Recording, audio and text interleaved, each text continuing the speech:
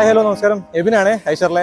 ഇന്ന് നമ്മൾ നിങ്ങളുടെ മുമ്പിലേക്ക് അവതരിപ്പിക്കുന്ന പുതിയൊരു വണ്ടിയാണ് കേട്ടോ. വോൾവോ ഐഷറിന്റെ 6000 സീരീസിലെ 12 മീറ്റർ എന്ന് പറയുന്ന വാഹനമാണ്. MGയിൽ ബോഡി കെട്ടിയിട്ട് വന്നിട്ടുള്ളതാണ്. അപ്പോൾ ഈ വാഹനത്തെ കുറിച്ച് പറയുമ്പോൾ എന്ന് വെച്ച് കഴിഞ്ഞാൽ നമുക്ക് MGയിൽ ബോഡി കെട്ടി 45 സീറ്റ് പുഷ് ബാക്കിൽ ഹരിത സീറ്റ് മെഗാ മാഗ്ന സീറ്റിലാണ് നമുക്കിത് വന്നിട്ടുള്ളത്. വിത്ത് AC ഫിക്സർ ക്ലാസ്സിലാണ് ഈ വാഹനം നമുക്ക് അവൈലബിൾ ആയിട്ടുള്ളത്.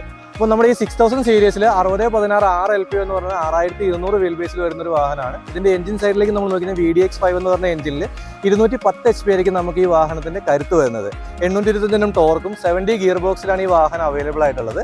ഇതിന്റെ ടയർ ഭാഗത്തേക്ക് വരുമ്പോൾ നമുക്ക് 295/80 R22.5 എന്ന് പറഞ്ഞ ട്യൂബ്ലെസ് ടയേഴ്സിലാണ് നമുക്ക് ഈ വാഹനം വന്നിട്ടുള്ളത്. അപ്പോൾ ഇതിലേക്ക് നമ്മൾ നോക്കുകയാണെങ്കിൽ ഫ്രണ്ട് വേവ്ലെസ് സസ്പെൻഷനും അതുപോലെ തന്നെ ബാക്ക് റെയർ വരുന്നത് എയർ സസ്പെൻഷനുമാണ് നമുക്ക് ഉണ്ടാവുക. അതുപോലെ ഇതിൽ നമുക്ക് വേറൊരു വേരിയന്റ്, നമുക്ക് ഫുൾ ഓപ്ഷൻ വേരിയന്റ് നമുക്ക് അവൈലബിൾ ആണ്. ഫ്രണ്ട് എയറും അതുപോലെ തന്നെ ബാക്കും എയറിലും നമുക്ക് വരുന്നുണ്ട്. അതിലേക്ക് വരുമ്പോൾ നമ്മുടെ എഞ്ചിൻ സ്പെക്കിലും കുറച്ച് വേരിയേഷൻസ് വരുന്നുണ്ട്. 240 HP ലേക്കായിരിക്കും നമുക്ക് ആ ഒരു എഞ്ചിന്റെ ഇത് വരുന്നത്. സെയിം എഞ്ചിൻ പ്രൊവിഷൻസും കാര്യങ്ങളെല്ലാം സെയിം തന്നെ ആയിരിക്കും.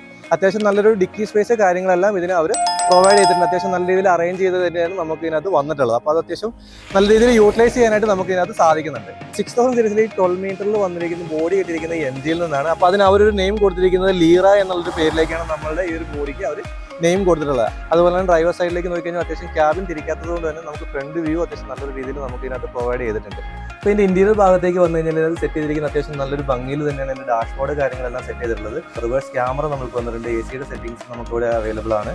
അതുപോലെ തന്നെ സ്റ്റീരിയോ കാര്യങ്ങൾ വന്നിട്ടുണ്ട്. സ്വിച്ചുകൾ കാര്യങ്ങൾ നമ്മൾ നോക്കി കഴിഞ്ഞാൽ ഈ ഒരു സൈഡിൽ തന്നെ നല്ലൊരു അടുക്കും ചുറ്റോട് കൊണ്ട് തന്നെ വലിയ ഗ്യാപ്പുകളോ കാര്യങ്ങളോ ഒന്നും ഇല്ലാത്ത രീതിയിൽ നല്ല വൃത്തിയായിട്ട് തന്നെ അവരത് ചെയ്തിട്ടുണ്ട്.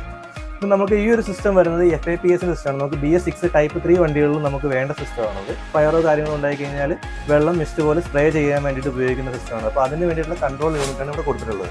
അപ്പോൾ ഇതൊക്കെയാണ് നമ്മുടെ ഈ വാഹനത്തിൻ്റെ വിശേഷങ്ങൾ കേട്ടോ.